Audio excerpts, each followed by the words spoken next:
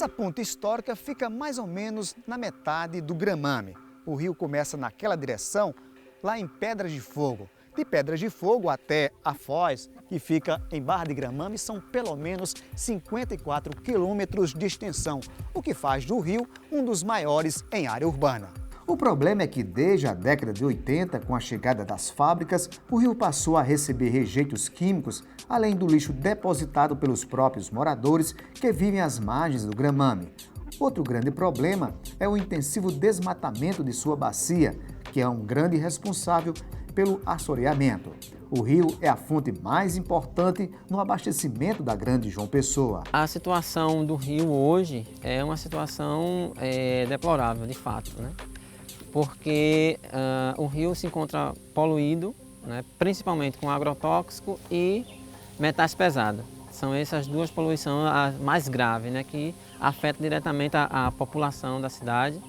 Isso acarreta vários tipos de doenças. O rio é dividido em três partes, né? É o Alto Gramame, né? Tem o Alto e o Baixo Gramame e a parte de nascente.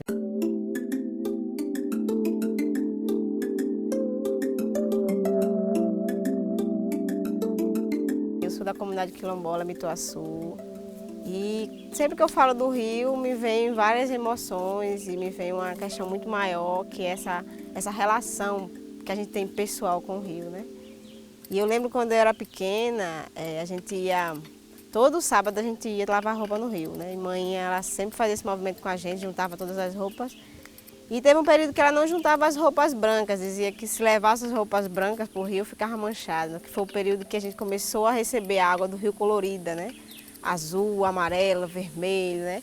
E como a gente era criança, para a gente era uma festa, chegar no rio, cada dia que a gente chegava o rio estava de uma cor, né?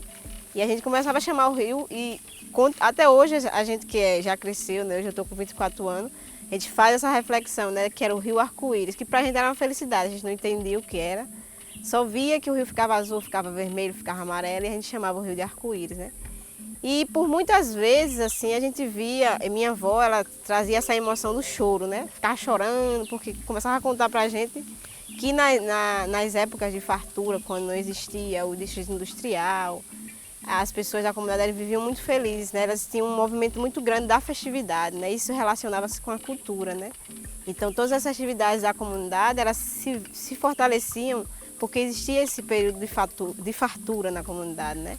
Até alguns anos atrás, era fácil viver da pesca no Gramame, mas hoje a realidade é outra para os pescadores. O peixe se tornou escasso no rio, tudo por causa da poluição. Há 20 anos, isso aqui de primeiro era líquido, mas não tinha poluição, não tinha nada.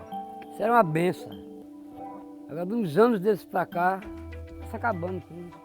Até o mussu, que é peixe de lama, morre. O camarão entra nos covos. Quando a gente destampa, o covo está vermelho, joga fora, tudo morto. Primeiro isso aqui, a gente ficava nessa ponta, aqui na varanda da ponta, olhando para a água, via manta de peixe, era a coisa mais linda do mundo. E agora está assim. Hoje não tem nada, tudo está poluído mesmo. É muito pai de família vive isso aqui. Muito. Todo dia de 4 horas, 4h30 eu estou aqui nessa ponta. Agora mesmo nada, nós estamos ajeitando um covo, uma coisa, sabe? Porque não está tendo nada.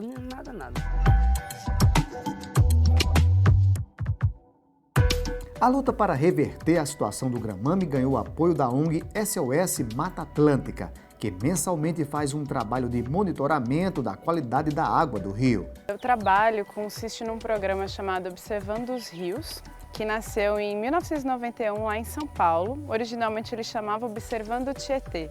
Começou com aquela coisa do rio Tietê super poluído e foi se estendendo, foi crescendo e a gente conseguiu subir o programa agora no ano passado aqui para a região Nordeste.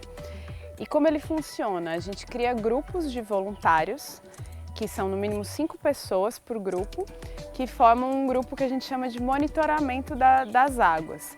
Esse grupo escolhe um local, a gente georreferencia esse local e ele passa a coletar mensalmente um pouco de água e aplicar os reagentes de um kit de monitoramento que a gente doa a esses grupos. O Igor Trigueiro é o responsável pela coleta e análise da água do rio Gramame. E em cada visita, os resultados sempre são negativos para a sobrevivência dessa reserva hídrica.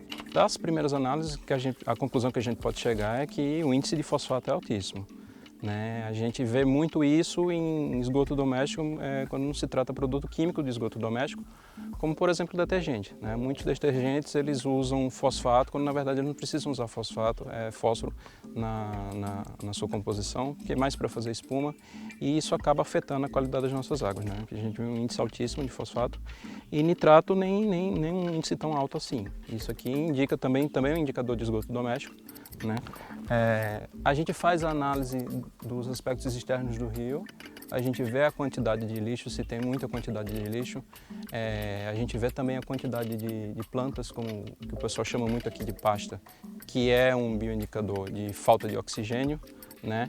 E com base nisso a gente analisa e compõe um quadro dessas análises, e também faz testes do oxigênio extraído a partir dessas águas. A luta para salvar o rio Gramame exige pressa e os esforços têm que vir de todos, do poder público, da iniciativa privada e, sobretudo, da própria população.